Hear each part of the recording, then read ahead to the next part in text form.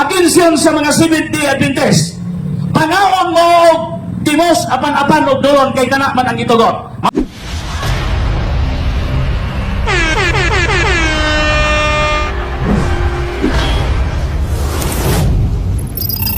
Subo kayo nga palandungon tungod kay wala mahinayon kay nangatpas ang ato ang mga kaigsunan nato nga Seventh-day Adventist ug ambot lang unsay ilahang mga rason kay matud pa sa akong nadunggan wala sila tuguti sa ilahang mga pastor.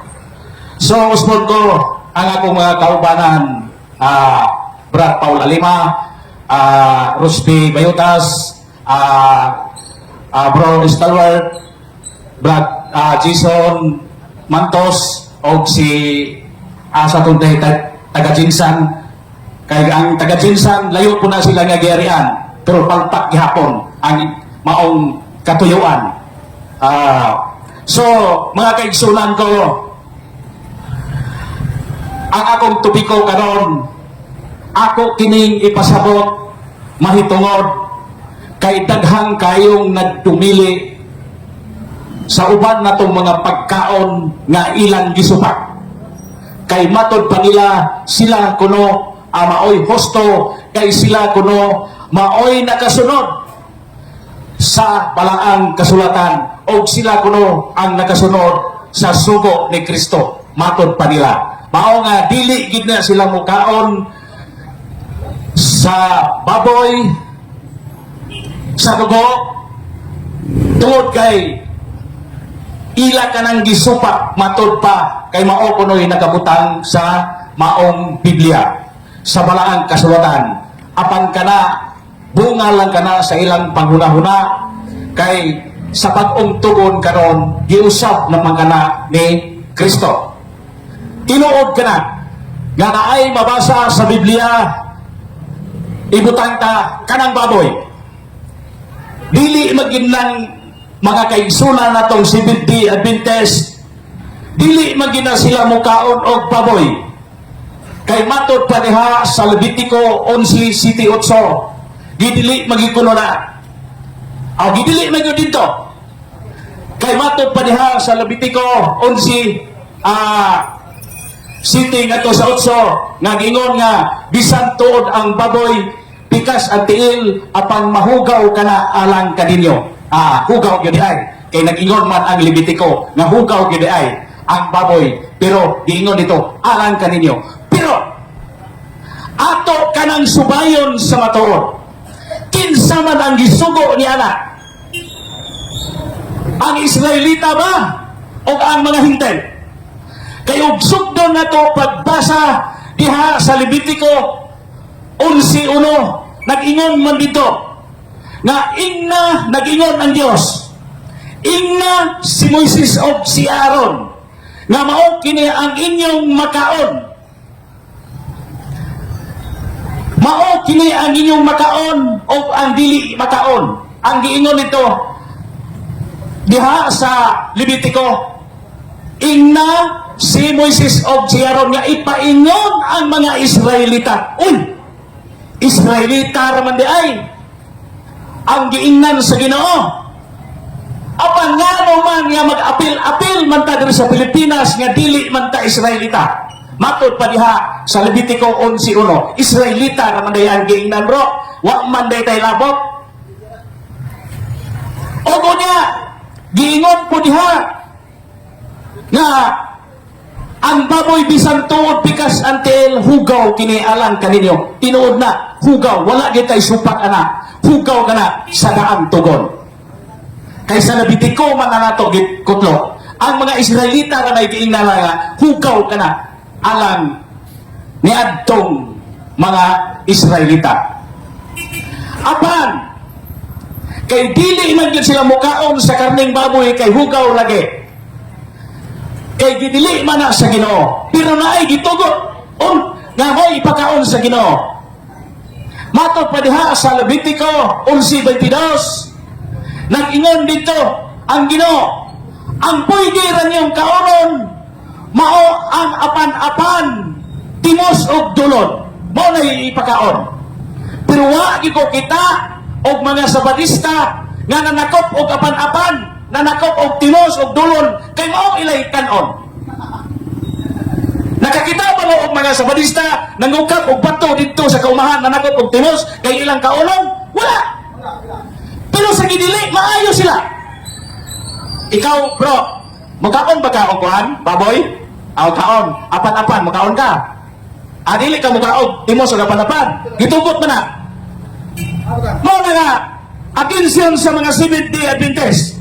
Pangaon mo og timos, apan-apan og dulon kay kana man ang gitugot. Maayo lang mo sa gidili. Pero og baboy hisgutan nga mangaon ang mangaon ning mga Katoliko o uban pang mga pundok nga mangaon, kusog mo musaway kay lagi maimpirno kuno. Mao kunoy makalaglag na to kay nangaon ko na ta og baboy. Apan ang tubag na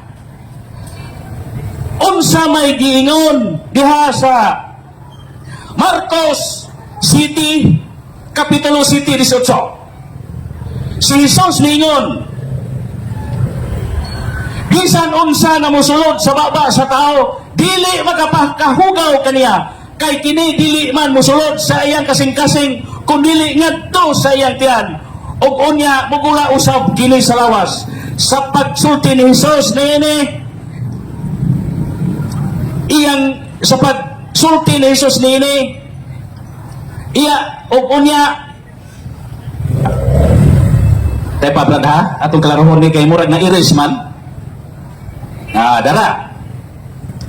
Bisan unsa nga mosulod sa baba sa tao, dili magapagahugaw kaniya, kay kini dili man mosulod siya kasing-kasing kun dili sa iyang tiyan ug unya mugula usab sa lawas. Sa pagsulti ni Jesus nini, iyang gipahayag nga mahimo ng kanon ang tanang pagkaon. Oy, mga isde, mga sabadista, nag-ingon ngayon si Kristo sa sulat ni San Marcos nga mahimo ng kanon ang tanang pagkaon. Unya kay dili man sila mokaog baboy, kay gidili man kuno na sa daan tugon. Kinsa man ang tuuhan, ang mga Seventh-day Adventist o si Kristo nga nag-ingon nga pwede na tanan kanon ang tanang pagkaon. Kisay atutuhan si Kristo. Mao na kami mangaon niyo baboy. O gunya kanang baboy bitaw nga litsolon niya crispy. Pirting kami anak kaunon oy. Gani kami gikan man pumi namista dito sa Dubai kang former vice mayor. Karning baboy among gikaon dito. Piting lami agi ni humba bro. Pero sa mga isde suko kayo sila anak. Moingon pa sila sa ilahang mga membro nga maimpirno. Gilinglang nila mga ilahang mga membro kay maimpirno lagi kuno ang makaon og baboy. Apan wala nila hinsabti, dili nila itudlo ang Marcos City 18. Kay mabuking man sila. Mao na nga kaon na ta og baboy. Kay matod pa ni Kristo, gihinluan na tanang pagkaon, ang baboy pagkaon man na. Og unya gidugang pa diha ni Kristo sa sulat ni San Pablo. Matod pa diha sa 1 Corinto 10:25 nag-ingon sa sulat ni San Pablo nga makahimo kamo pagkaon bisan unsang karne nga gibaligya diha sa merkado sa walay pag-agad sa inyong konsensya. Busa kon mukaon kamo moinom, kamo magbuhat bisan unsa nga buhata ang tanan sa pagpasidungog sa Dios. Unsa giingon ni San Pablo? Oy mga isdi, paminaw mo. Galingog-lingog pa ba? Unsa giingon ni San Pablo? Pwede ka mo makapalit sa tanang karne nga gibaligya diha sa merkado. Unsa maning baboy o ihawon, karne na matawagan na. Naabay baligya na karne diri sa merkado? Diri sa Kabadbaran? Naay daghan. Unya ngano man nga dili man mo mukaon ana, agingon man na sa sulat ni San Pablo nga pwede na mo makakaon sa tanang karne nga gibaligya sa merkado. Og niya pa matod usab ni sa sulat ni San Pablo sa Colosas 2:17. Si San Pablo nagtudlo usab nga dili kita pagahukman sumala sa pagkaon. Busa ayaw ninyo itugot nga may magsangyaw kaninyo sa inyong kanon o imnon. Kining tanan landong lamang sa mga butang nga umabot apan ang katumanan mao si Kristo. Hoy, bilis de. Kanang di man og baboy. Matod pa ni San Pablo, dili lagi sa pagkaon, ang katumanan mao si Kristo. Si Kristo ang katumanan. Mao na nga kita nga mga Katoliko o uban pang mga pundok na mga og baboy, padayon ta sa pagkaon ini, pero ako lang pahimangno, moderately lang. Ayaw lang mo og palabi. Kay mag-high blood na, daghan nga ayaw nagkiong-kiong ana. Mao na nga kita, bisan to ditugot na, dili kita magpalabi og kaon ana kay makadaot po na sa tong lawas. Oo. Ako nagpasalamat po nga ang mga CBD, Adventist, mga og baboy. Kaya og mga og pa na sila og baboy, musamot og kamahal ang karning baboy. Mao na nga, nagpasalamat ko nga sila di mga og baboy. Pero, og mukaon sila, labaw na ko nagpasalamat. Kaya nagtuman sila sa sulat ni San Pablo. Diha sa Colosas 2:16-17. Mao na nga kay sunan nga ang kaluwasan sa tao dili lang kay pinaagi sa pagkaon kay matod pa diha sa Roma 8:8 or diri sa Roma 14:6 unsa man po'y giingon dire ang mukaon bisag unsa nga dili angay nga maghukom sa tao nga utanon ray kanon og ang tao usab nga utanon ray kanon dili angay maghukom sa tao nga mukaon sa bisag unsa. Oy, mais ne nagingon diri sa Roma diri sa Romana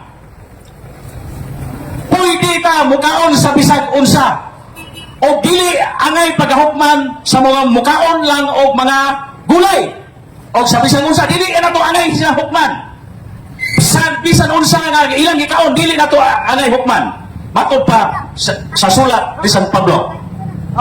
O diya pa sa Roma 14:14 mahugaw lang ang pagkaon alang niadtong mahugaw og hunahuna. Kinsa may hugaw hunahuna? Ang Israel o ang Katoliko sila ang hugaw hunahuna tungod kay ilang giisip nga ang baboy hugaw sa panahon ng Kristo bisan gihinluan na ni Kristo diha sa Marcos City 18. Apan sila nagpabilin yapon nga nag-ingon nga hugaw gyud ang baboy. Mao na nga karon bisan tuod nga si Kristo ang nag-ingon nga hinlo na matod pa diha sa Marcos City 18. Ato giginang pagadawaton kay hinlo na. Og unya niingon na pod sa sulat ni San Pablo diri sa Roma 14:17 o si Pablo ni padayon kay ang gingharian sa Dios dili pagkaon o pag-inom kundi pagkamatarong pakigdait o kalipay nga gihatag sa espiritu. Dili lang kita magbase sa pagkaon kay bisag unsay kauno nimo ana gidawat na ni Kristo basta lang kay masulod sa imuhang ginhawaan.